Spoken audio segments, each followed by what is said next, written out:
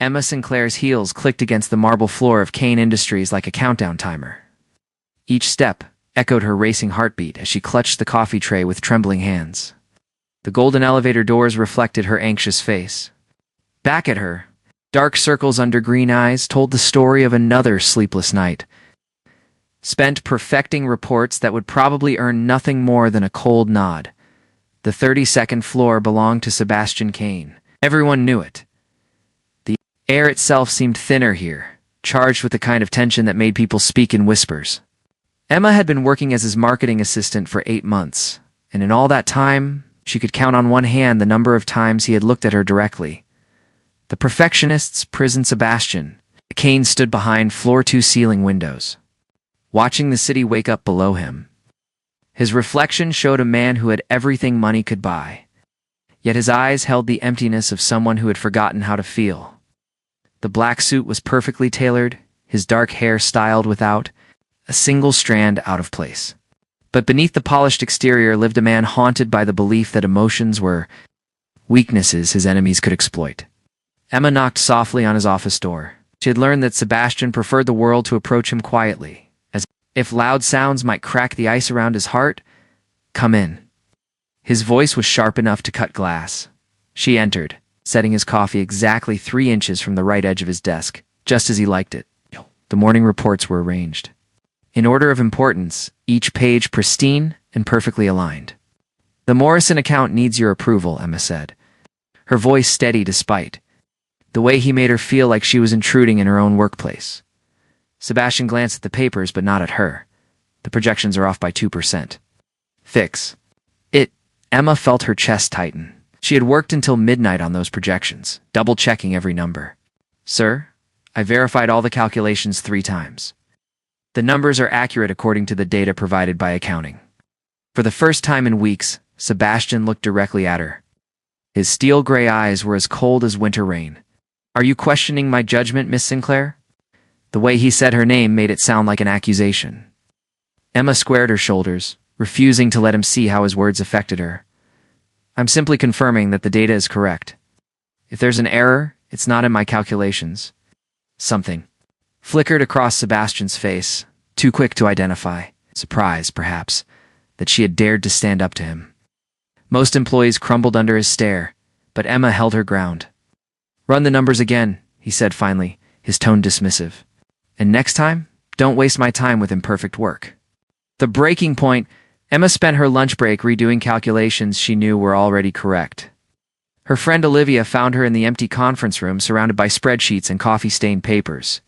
"He's doing it again, isn't he?" Olivia sat down across from her, concern written across her kind features.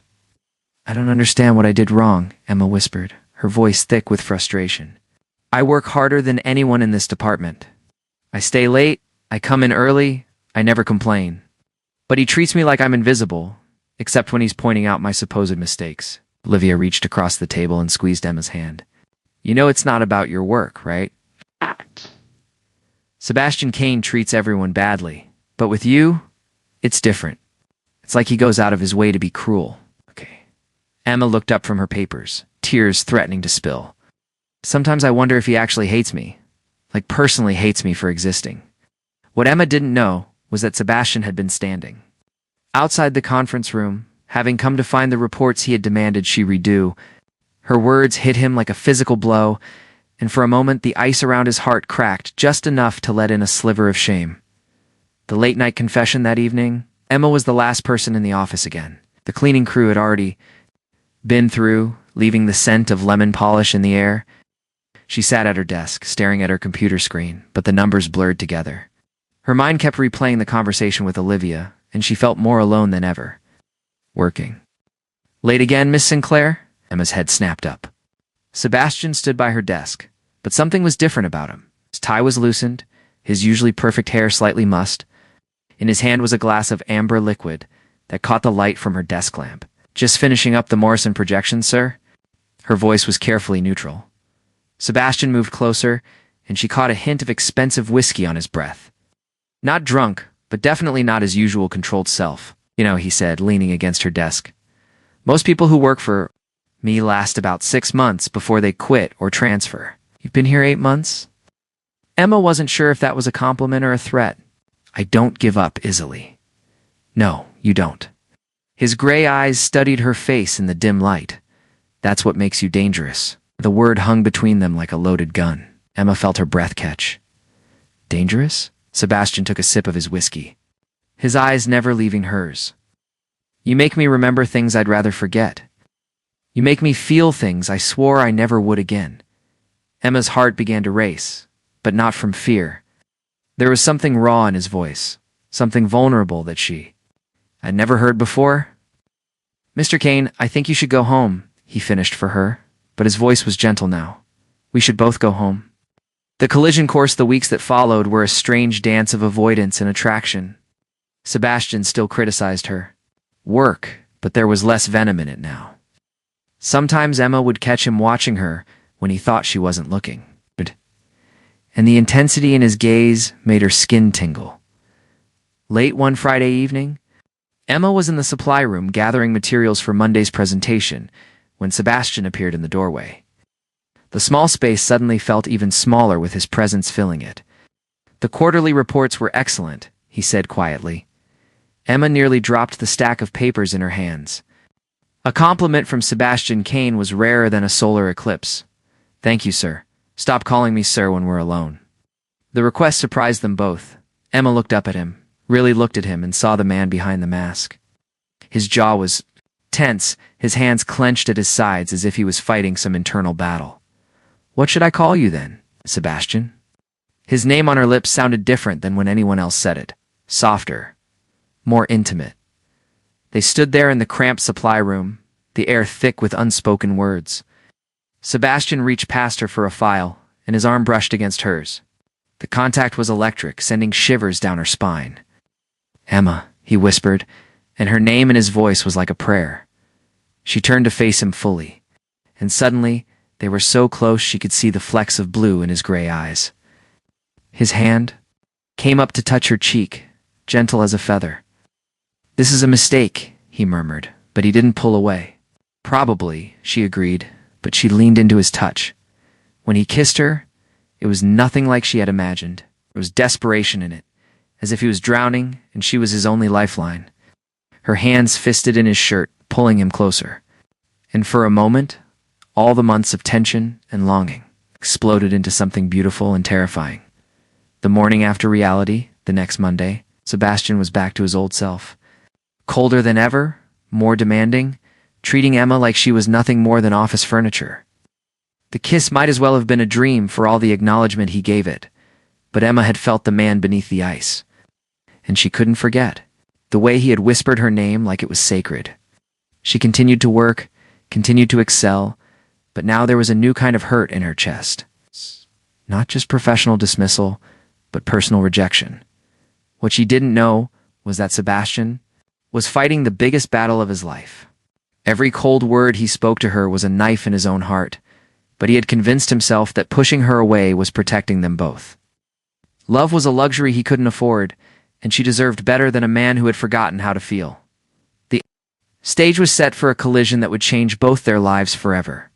Neither of them realized that sometimes the heart has its own plans. Those plans don't always follow the rules of logic or fear. Emma continued to arrive early and stay late, pouring her heart into work that Sebastian would barely acknowledge. Sebastian continued to build higher walls around his heart, not knowing that Emma had already found a way inside, in the gleaming towers of Kane Industries. Two souls orbited each other like planets caught in gravity's pull, destined to either collide in beautiful destruction or find a way to create something entirely new. The real story was just beginning. 3 months after the supply room kiss that Sebastian pretended never happened, Kane Industries landed the biggest client in the company's history. The Meridian Group wanted to revolutionize their entire marketing strategy, and they specifically requested that Emma lead the creative team. Sebastian had no choice but to acknowledge her talent publicly, though he did so through gritted teeth. Miss Sinclair will accompany me to the Meridian retreat in Napa Valley, Sebastian announced during the Monday morning meeting. His voice was professional, but Emma caught the slight tightness around his eyes. We'll be there for 4 days to finalize the contract. Emma's stomach fluttered with a mixture of excitement and dread. For days alone with Sebastian in wine country sounded like either heaven or her personal version of torture. Olivia cornered her after the meeting. "Girl, you need to be careful. The way he looks at you when he thinks no one is watching could melt steel." Emma shook her head. "You're imagining things. He can barely stand to be in the same room as me." "That's exactly my point," Olivia said with a knowing smile. The wine country revelation. The Meridian Group's retreat center was nestled among rolling hills covered in grapevines. Emma had never seen anything so beautiful. Her room overlooked the valley, and she stood on the balcony that evening, breathing in the scent of lavender and wine grapes. A knock at her door interrupted her peaceful moment. Sebastian stood in the hallway, but he looked different. Gone was the severe business suit, replaced by dark jeans and a white button-down shirt with the sleeves rolled up. He looked younger, more human. "The Meridian team wants to have dinner on the terrace," he said. "They specifically requested that you join us." During dinner, Emma found herself relaxing for the first time in months. The Meridian executives were warm and funny, and they clearly respected her ideas. She laughed at their stories, shared her own insights about their brand, and gradually forgot that Sebastian was watching her every move. But Sebastian never forgot. He watched the way she gestured when she was excited about an idea, the way her eyes lit up when she laughed, the way she unconsciously tucked a strand of hair behind her ear when she was thinking. Every little detail carved itself into his memory.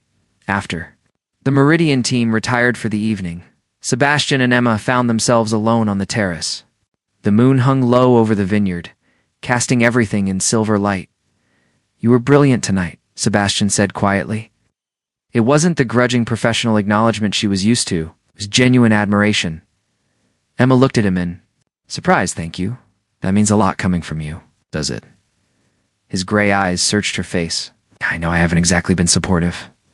Emma laughed, but there was no humor in it. Supportive is one word for it. Sebastian moved closer to the railing where she stood. "But I need you to understand something. The way I've treated you, it's not because you're not good enough. It's because you're too good." She frowned. "I don't understand. You make me want things I can't have. You make me hope for things I don't deserve." His voice was raw with honesty, and that terrifies me. The night everything changed, Emma turned to face him fully, her heart hammering in her chest. "What kind of things?" Bastian. It was quiet for a long moment, struggling with himself. Finally, he spoke. "A real relationship. Love. A future with someone who sees the good in me, instead of just the money and power." "Sebastian," she whispered, reaching out to touch his arm. "You do deserve those things. You deserve to be happy." He looked down at her hand on his arm, then back up at her face. "When I was 12, my mother left my father for his business partner. She took half of everything and never looked back. My father became bitter and cold, and he taught me that love was just another business transaction, that emotions were weaknesses people would exploit." Emma's heart ached for the little boy who had learned not to trust love. "I built my entire life around those lessons," Sebastian continued. "Then you walked into my office 8 months ago, and suddenly, all my carefully constructed walls started crumbling." The space between them seemed to shrink until Emma could feel the warmth radiating from his body. "Maybe walls aren't always meant to last forever," she said softly. When Sebastian kissed her this time, it was different from the desperate encounter in the supply room. This kiss was slow and tender, full of all the words he couldn't say. Emma melted into him, her hands sliding up to frame his face. They made love that night with a passion that surprised them both. It wasn't just physical desire, it was the breaking down of barriers, the meeting of two souls who had found their match in each other. Sebastian worshipped her body with a reverence that brought tears to her eyes, and Emma gave herself to him completely, holding nothing back. Afterward, they lay tangled in the sheets, Emma's head on Sebastian's chest, listening to his heartbeat. She traced lazy patterns on his skin while he stroked her hair. "What happens when we go back to the real world?" she asked quietly. Sebastian's hand stilled.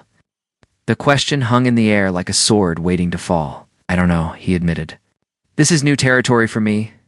The return to reality back in the city, Sebastian tried to maintain professional distance, but it was impossible now that Emma had seen behind his mask. Their stolen glances across meeting rooms, were filled with shared memories of wine country. Nights. Sometimes she would catch him staring at her lips, and she knew he was remembering the way she had whispered his name in the darkness. But Sebastian's fear was stronger than his desire. He began pulling away again, not with cruelty this time, but with painful politeness that somehow hurt worse than his previous coldness. Emma felt like she was losing her mind. They had shared something beautiful and real, but Sebastian was treating it like it had never happened. She threw herself into her work, producing some of the best campaigns of her career. But nothing she did seemed to reach him. One evening, she stayed late to finish a presentation, and Sebastian found her crying. At her desk, not the angry tears of frustration she had shed before, but the quiet tears of a heart breaking. Emma. Her name was a whisper of pain on his lips. She looked up at him, and he saw his own anguish reflected in her green eyes. I can't do this anymore, Sebastian. I can't pretend that what happened between us meant nothing. It meant everything, he said fiercely, moving around the desk to kneel beside her chair. That's the problem. How is that a problem? She cupped his face in her hands, thumb brushing away a tear he didn't realize had fallen. Because I'm going to hurt you. It's what I do. It's all I know how to do. Emma leaned forward until their foreheads touched. Then let me teach you something different. The unexpected consequence 2 weeks later, Emma sat in her bathroom at home staring at the little plastic stick in her hands. 2 pink lines stared back at her, changing her entire world in an instant. Pregnant. The word echoed in her mind as she slumped against the bathroom wall. She thought about Sebastian's face when he talked about his childhood, the way his voice had hardened when he mentioned his parents' failed marriage. How would he react to this news? Emma spent the weekend in a daze, alternating between joy at the life growing inside her and terror at Sebastian's potential reaction. By Monday morning, she had made her decision. She would tell him, but she would make it clear that she expected nothing from him. She found Sebastian in his office before the official start of the workday. He was standing at his window, coffee in hand, watching the city wake up. When he turned and saw her, his expression softened the way it always did now when they were alone. Emma, you're early even for you. His attempt at lightness didn't hide the concern in his voice. She looked pale, fragile. I need to tell you something. Her voice was steady, but he could see her hands trembling. Sebastian set down his coffee and moved toward her. What's wrong? Emma took a deep breath, gathering her courage. I'm pregnant. The words hit Sebastian like a physical blow. He staggered, back a step, his face going white. For a long moment, the only sound in the room was the ticking of his expensive desk clock. Pregnant, he repeated, as if testing the word. It's yours, Emma said quickly. In case you were wondering, Sebastian ran his hands through his hair, pacing to the window and back. This changes everything. It doesn't have to change anything, Emma said, though her heart was breaking as she spoke. I'm not asking you for anything, Sebastian. I can handle this on my own. He stopped pacing and looked at her with something that might have been anger. You think I would abandon my child? I think you're terrified of commitment and responsibility, and a baby is both of those things times 1,000,000. Sebastian stared at her for a long moment, then sank into his chair, as if his legs couldn't hold him anymore. A baby, he whispered. Emma watched him struggle with the news, her heart aching for both of them. She had hoped for joy, maybe even love, but she could see the fear taking over his features. I should go, she said quietly. I just thought you had the right to know. Emma? Wait, Sebastian's voice stopped her at the door. When she turned back, she saw a man at war with himself. I need time to process this. I understand, she gave him a sad smile. Take all the time you need. As Emma walked back to her desk, she placed a protective hand over her still flat stomach. It's okay, little one, she whispered. We'll figure this out together. Neither of them noticed Olivia standing in the hallway, having overheard everything. She looked between Emma's retreating figure and Sebastian's closed office door, her heart breaking for her friend. The collision Emma had feared was finally happening, but not in the way anyone had expected. They would have to decide if they were going to let it destroy them, or if they could build something beautiful from the wreckage. Inside his office, Sebastian sat with his head in his hands, terrified and thrilled in equal measure. He was going to be a father. The idea should have sent him running, But instead, he found himself thinking about Emma's hand on her stomach and the protective love already shining in her eyes. Maybe, just maybe, it was time to stop being afraid. 3 months into her pregnancy, Emma sat in the waiting room of the downtown medical center, her hands clasped tightly in her lap. The morning sickness had been brutal, and she had finally decided to take a day off work to see her doctor. Yes.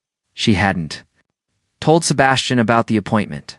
He had been trying to be supportive, but she could see the struggle in his eyes every time he looked at her. Emma Sinclair. A warm voice called her name. Emma looked up to see a woman in scrubs with kind dark eyes and a gentle smile. Her name. Tag reads Sophia Martinez RN. I'll be helping Dr. Thompson with your ultrasound today, Sophia said as she led Emma down a quiet hallway. First baby. Emma nodded, suddenly emotional. Yes, and I'm terrified. Sophia squeezed her shoulder gently. That's completely normal. Being scared just means you already love this little one. In the ultrasound room, Emma lay on the examination table with her shirt pulled up, the cool gel spreading across her slightly rounded belly. Dr. Rachel Thompson. A woman in her 50s with silver hair and laugh lines around her eyes, adjusted the ultrasound machine. Let's see what we've got here, Dr. Thompson said cheerfully. The sound that filled the room made Emma gasp. A steady, rapid thumping that seemed impossibly loud and incredibly precious at the same time. That's your baby's heartbeat, Sophia, said softly, tears in her own eyes. She had been a labor and delivery nurse for 10 years. But the sound of a heartbeat never failed to move her. Emma stared at the monitor, watching the tiny flickering that was her child's heart. Tears streamed down her face as the reality hit her fully. This was real. This was her baby. Would you like some pictures? Dr. Thompson asked. Emma nodded, unable to speak. As the ultrasound printed out the grainy black and white images, she thought about Sebastian. He should be here for this. He should be seeing his child's first pictures. The father's awakening Sebastian stood outside the medical center, his hands shaking as he stared at the building. James Morrison, his assistant, had mentioned seeing Emma leave work early, looking pale and tired. Sebastian had spent the entire afternoon fighting with himself before finally giving in and following her. He found her in the parking lot, sitting in her car with the engine running but going nowhere. She was staring at something in her hands, crying quietly. Sebastian tapped gently on her window. Emma looked up, startled, then rolled down the window. Her eyes were red from crying, but there was something else there too. Joy, Sebastian? What are you doing here? He gestured helplessly. I was worried about you. James said you left work sick. Emma held up the ultrasound pictures. I went to the doctor. Everything's fine. It's better than fine, actually. Sebastian's eyes fixed on the images in her hands. Is that ... double quotes our baby? Emma's voice was soft with wonder. Do you want to see? Sebastian came around to the passenger side and slid into the car. Emma handed him the ultrasound photos, watching his face carefully. She saw the exact moment when understanding dawned. When the abstract concept of baby became the reality of my child, this is the head. Emma pointed to a round shape on the image. And these are the arms and legs. The doctor says everything. Looks perfect. Sebastian traced the outline of the baby with one finger, his touch reverent. It's so small, but strong.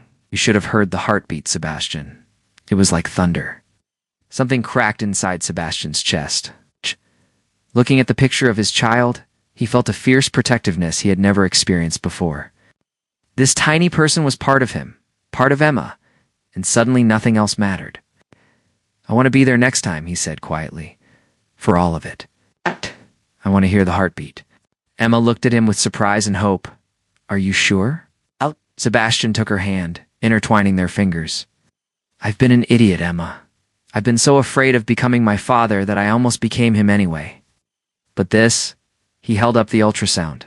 Picture this changes everything. The grandfather's surprise 2 weeks later. Emma was surprised to find an elegantly dressed older man waiting in the lobby of Kane Industries. He had Sebastian's gray eyes and the same stubborn set to his jaw. But his face held a warmth that Sebastian's usually lacked. You must be Emma, he said, standing as she approached. I'm Robert Kane, Sebastian's father. Emma's eyes widened. Sebastian rarely spoke about his father, and when he did, it wasn't with affection. "Mr. Kane, I'm sorry, but Sebastian is in meetings. All afternoon. If you'd like to make an appointment, actually, I came to see you." Robert smiled gently. "I was hoping we could have coffee and talk." Emma hesitated. Knew Sebastian wouldn't approve. But something in Robert's manner made her curious. They went to a small cafe near the office, and Robert immediately put Emma at ease with his genuine interest in her work and her pregnancy. "Sebastian told you about the baby?" Emma asked, surprised. Robert's eyes twinkled. "He called me at 2 in the morning last week to tell me I was going to be a grandfather. He was." Crying Emma. "I haven't heard my son cry since he was 12 years old." Emma felt her heart skip. He was crying? Happy tears, I think, mixed with terror. Robert reached across the table and patted her hand. "I owe you an apology and an explanation." For the next hour, Robert told Emma about Sebastian's childhood, but from a different perspective than she had heard before. Yes, his wife had left him for another man, and yes, it had made him bitter. But he also talked about the mistakes he had made as a father, how his pain had turned him cold and distant. "I taught Sebastian that love was dangerous," Robert said sadly. "I modeled for him that caring too much would only lead to hurt. But seeing him now, seeing how he looks at you, I realize I was wrong. Love isn't what broke my marriage. Fear was." Emma wiped away tears she hadn't realized were falling. "Why are you telling me this?" "Because my son is about to make the same mistakes I did, and I can't let that happen." "He loves you, Emma. He loves that baby. But he's terrified that history will repeat itself." The declaration that evening, Sebastian found Emma in her apartment. She had given him a key weeks earlier, during one of their tentative steps toward something more than just co-parents. He found her on the couch, her laptop open to baby registries and parenting websites. "Your father came to see me today," Emma said without looking up. Sebastian froze. What did he want? To apologize. To explain. Emma closed the laptop and looked. At him, he told me about your childhood from his perspective. Sebastian sat heavily in the chair across from her. He had no right to do that. Maybe not, but I'm glad he did. Emma moved to the edge of the couch, leaning toward him. "Sebastian, I understand why you're afraid, but you're not your father and I'm not your mother." "How can you be so sure?" Emma stood up and moved to stand in front of him, taking his hands in hers. "Because when I found out I was pregnant, I didn't run. When things got complicated between us, I didn't give up. When you pushed me away, I fought for us." Sebastian looked up at her, and she could see the war raging in his eyes. "I love you," Emma said simply. "Not your money, not your company, not what you can give me. I love the man who holds me when I'm sick with morning sickness. The man who researches baby names at 3 in the morning. The man who is brave enough to let someone see his heart." Sebastian pulled her down onto his lap, burying his face in her neck. "I love you too," he whispered against her skin. "Love is supposed to be a little scary," Emma said, running her fingers through his hair. "But it's not supposed to be lonely. And we don't have to be afraid together." The proposal 1 month later, on a Saturday morning when the autumn air was crisp and the leaves were turning gold, Sebastian took Emma for a walk through Central Park. She was showing now, her hand resting protectively on her rounded belly. As they strolled past families and joggers, "Emma," Sebastian said suddenly. Stopping beside the lake where couples were rowing boats and children were feeding ducks, she turned to him, and her breath caught. Sebastian was down on one knee, a small, velvet box in his hands. "I know I've made mistakes," he said, his voice carrying across the water. "I know I hurt you, and I know I almost lost the best thing that ever happened to me, because I was too afraid to believe in us." Emma's hands flew to her mouth as tears began streaming down her cheeks. "But you taught me that love isn't about control or guarantees.